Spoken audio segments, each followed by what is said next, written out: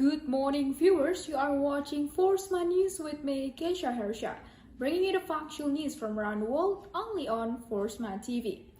On today's highlight, we're going to talk about how uneven development affect the number of children dropping out of school in the middle of pandemic. For more than a year, the world has been hit by the pandemic that has yet to end.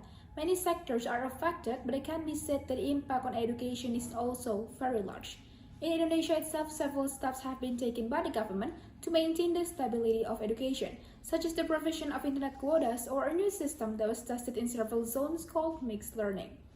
However, when it comes to education in the midst of pandemic, where some areas that still declared as red zones, such as Java and Bali, still have to follow restriction, cities have indeed received facilities, namely stable internet or gadgets to learn.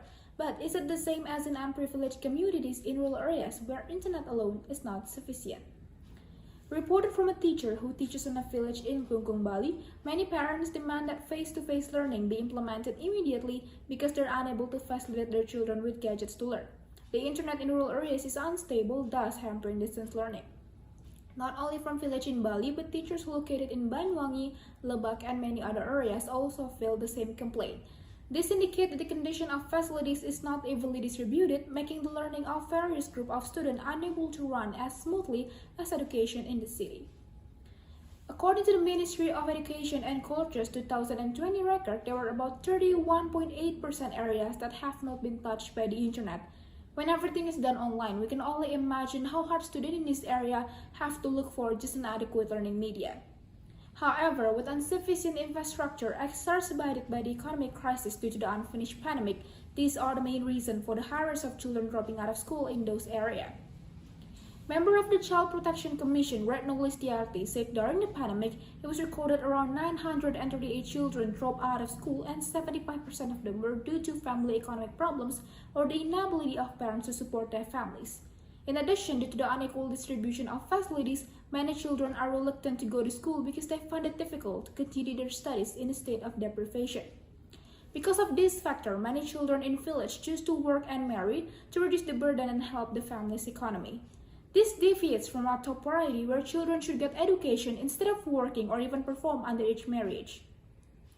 Under these circumstances, the government began to move to help people in rural areas, such as requiring all villages to provide direct cash assistance in the form of 300,000 rupiah per family for 12 months starting January 2021.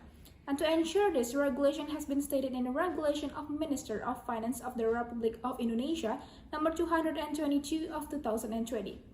This economic assistance can certainly help parents to support their families and is expected to reduce the dropout rate due to work and marriage.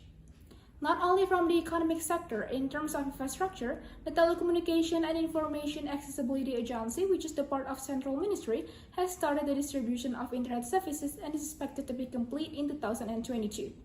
This project targets the construction of 7,904 base transceiver stations spread across undeveloped areas in Indonesia.